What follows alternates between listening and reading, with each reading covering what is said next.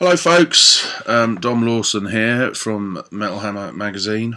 I'm not just from Metal Hammer magazine, I'm also from real life. Yeah, but obviously that's really no concern of yours. Welcome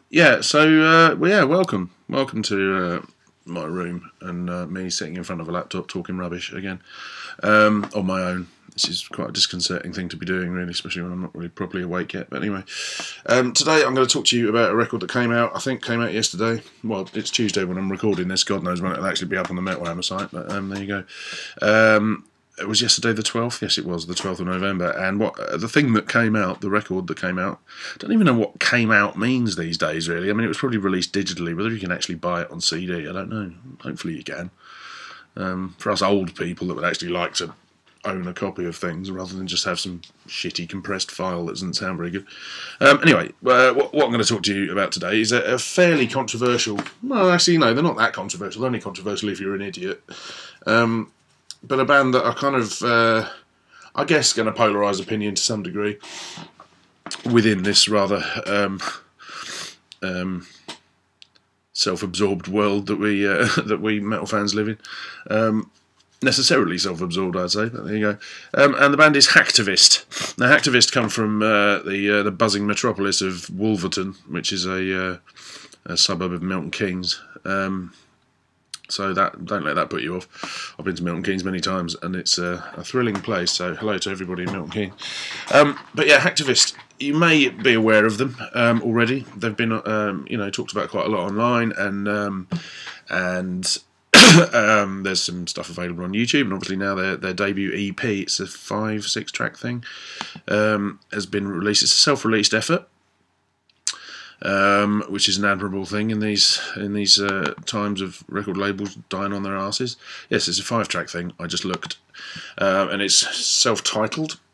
And yeah, well, the thing is about Hacktivist, of course, is that they are the simple version is that they combine djent, that rather splendid, relatively new style of heavy stroke extreme music that is, very obviously influenced by Meshuggah and those kind of riffs and 7 and 8 string guitars and a kind of a progressive mindset that goes along with that, and they combine that with what I can only describe as rapping.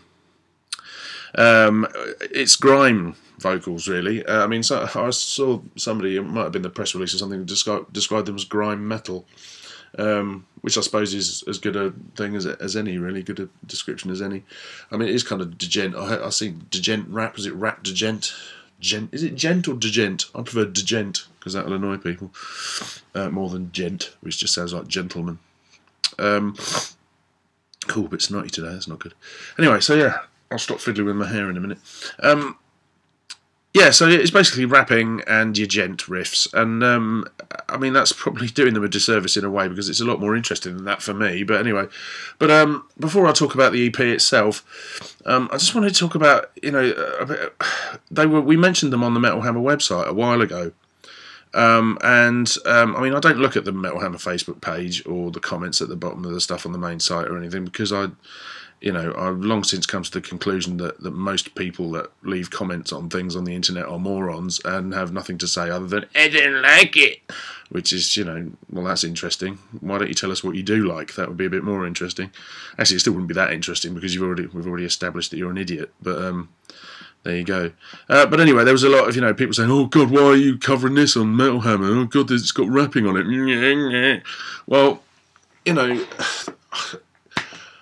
if I wasn't doing this and talking about stuff and waffling on and giving you my opinions on things for no better reason than because I've got nothing better to do, I wouldn't even bother dignifying that with a response, really. Because, the idea that somehow hip-hop and metal are mutually exclusive is ludicrous at this point in time. I mean, clearly the two things have crossed over on countless occasions over the last 20-odd years. And really... I mean, even if the concept of rapping is something that you find appalling, it doesn't necessarily, mean that what Hacktivist are doing has no value. That's just ridiculous. You know, you can appreciate something on a musical level and say, well, I'm not so keen on the rapping element, but the music's still good. You could say that. That would be the grown-up thing to say. Or you could say you don't like any of it, which is fine, in which case shut the fuck up. We're not really interested in what you're saying anyway. But yeah, it just reminded me, I mean, it was interesting actually. I was watching the other night, I was watching the Metal Evolution documentaries that Sam Dunn did, and I watched the new metal episode, which I hadn't seen previously, it was, I found it quite fascinating really, because there's an obvious parallel between what Hacktivist are doing and the new metal thing, and of course going back even further than that, the kind of Run DMC and Aerosmith, Anthrax and Public Enemy thing, and as was discussed in this episode of Metal Evolution, you know, bands like Faith No More and Rage Against the Machine, you know, were kind of the forerunners of new metal in many ways, you know, that combining those things. And they even mentioned Pantera in the episode, you know, to say that it's about groove, you know, and the rapping is obviously, you know, if you're not into hip-hop, then you're not going to appreciate the rapping element. But a lot of us metal fans also grew up listening to rap music. It's not, you know, it's not that unusual, you know, and if you've got an aversion to it, that's fine. No one's forcing you to listen to Jay-Z, you know, but some of it, you know, most of my mates at secondaries, I had a lot of mates at secondary school that were really into hip-hop, very few mates who were into metal, you know, hardly any at all, and so I was exposed to a lot of, you know, also John Peel used to play a lot of hip-hop, so I was exposed to a lot of that when I was growing up, and I've always liked it, so I don't really have an issue with the two things being combined, really, you know, things being combined is usually where interesting new styles of music come from anyway, but of course new metal has a you know, the problem with new metal was that it started off really well and there was some really interesting stuff being done, and you know, a handful of really great bands, and you know, still some of them still around. I call them the Deftones being the two obvious examples of people who, you know, bands who've made some really great records over the years and still relevant, I think, to heavy music as a whole. But then it, you know, it's funny in the Metal Evolution episode, it suddenly goes into, and then Limp Bizkit came along, and kind of the mood of the whole piece kind of goes, no, you know, I mean, Limp Bizkit is fun, you know, if you disengage your brain for, you know, and try and pretend that, you know, the lyrics aren't irritatingly stupid and half the riffs are actually quite poor. I can see why they're fun, you know, but I think you just have to look at what happened at Woodstock and how, you know, when a band became that massive, suddenly they were being listened to by a lot of people who really didn't give a shit about metal or even hip-hop that much, but it was just an excuse to drink 40 beers and punch each other in the face, you know, and set fire to things. And you get that kind of jock mentality kicking in, you know. And Fred Durst was quite funny about it, really. You know, he said, "I guess I'm just that guy," you know. And yes, you are, Fred, really.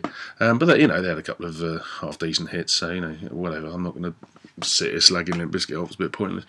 But yeah, so new metal kind of started well, ended badly, and and then of course there's a bit of Metal Evolution when Sam Dunn is talking to the queue outside a Linkin Park show and saying, so what do you like about them then? And people are going, well, they're just so original, you know, and you can kind of almost feel him wincing as they say it. No, they're not original, they're shit.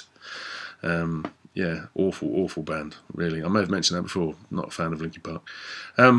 But anyway, you know, the conclusion that Sam Dunn came to was that even though he didn't like a lot of new metal stuff, it's undeniable that as a subgenre or genre, it expanded the vocabulary of heavy music, and it just, you know, those elements have been, you know, from Bring the Noise with Anthrax and Public Enemy onwards, in terms of proper heavy metal, those things have been, you know, integral parts of the metal vocabulary ever since. And you know, you don't have to listen to any stuff that mixes rap and metal. Obviously, you don't. But to say that it's got nothing to do with metal is just stupid.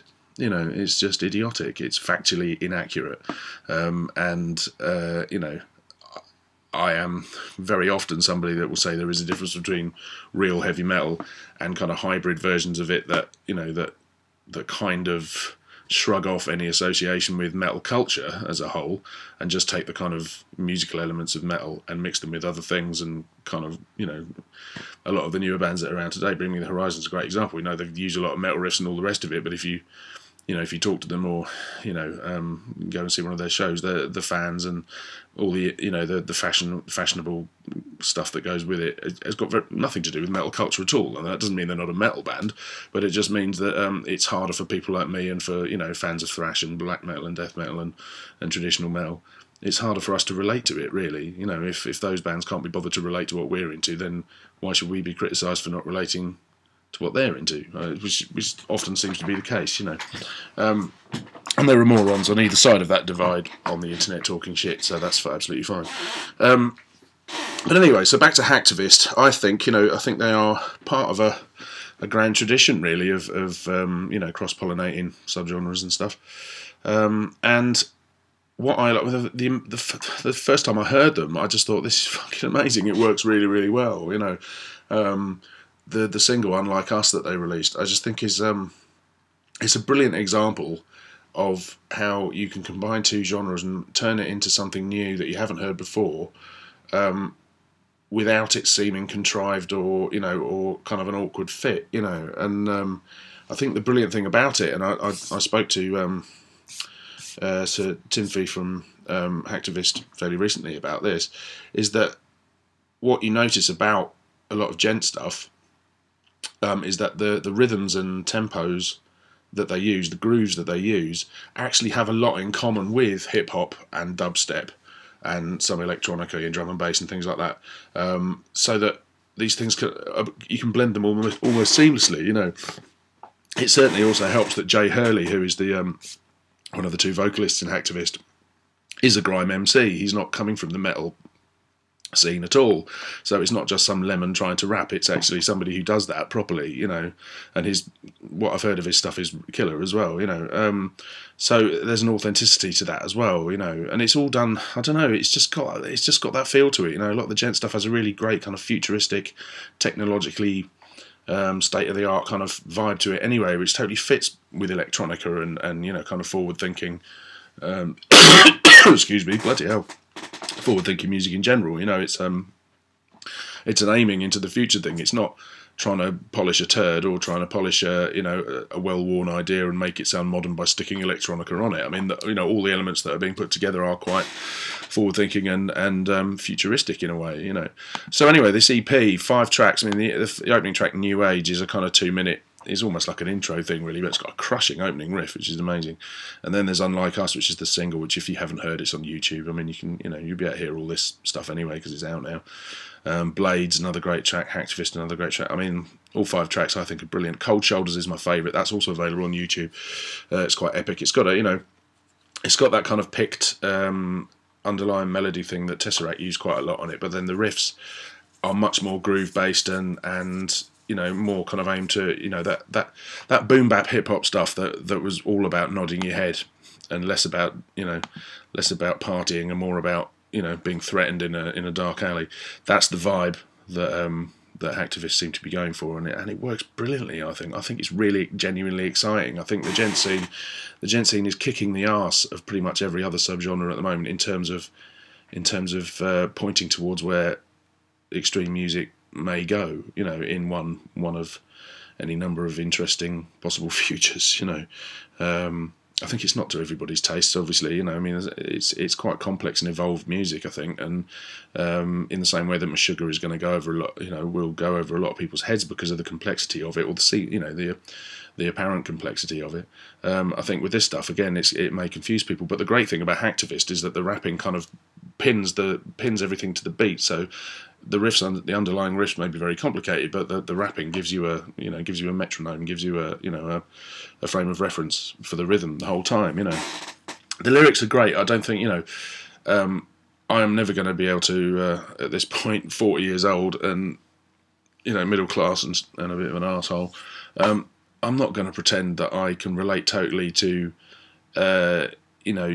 youngsters, people in their early 20s, giving it the large and doing the hip hop kind of boasting threats and we're going to kick your head in kind of thing. I'm not from the mean streets of anywhere. Leverstock Green wasn't terribly rough in terms of suburban villages, really. But I've been on some mean streets, but I just left quite quickly and got a cab home. But yeah, it's I don't need to be able to relate to it because it's convincing. It's believable in the first place. There's a lot of bands around that the lyrics are so appalling that I just can't relate to them on any level, because even if I was 20, I'd still think that's shit. Why are you singing that? That's embarrassing. Whereas this stuff, I think they're great. I think there's both the vocalists in Hacktivist are killer. They're really good. The music, it's just the music really moves me. I think it's really powerful and it's got a lot of groove to it, a lot of heaviness. and it's just ace, really. And I think people bitching about it are probably the same people that would have bitched and moaned about Limp Bizkit, and bitched and moaned about Run DMC and Aerosmith, and bitched about Rage Against the Machine. Oh, I don't like rapping. Well, don't listen to it then. I don't give a fuck whether you like rapping or not, mate. Like I say, I've been listening to hip hop for God knows how long. 30 years probably since The Message came out. I remember singing that on Top of the Pops, and I love it. So I'm not always a fan of crossover stuff when hip hop meets metal, but Hacktivist absolutely nail it for me. But then I also like dubstep as well, which is probably going to annoy some Sabaton fans, but I do like dubstep and drum and bass and all those kind of things as well. So there you go, there's an illusion shattered for you. Thought that was just sat here listening to Bathory all day and night. You were sadly mistaken. But yeah, Hacktivist. It's a self-titled EP, 5 tracks, self-released. I think. I imagine you can get it on iTunes and all the rest of it. It came out on the 12th.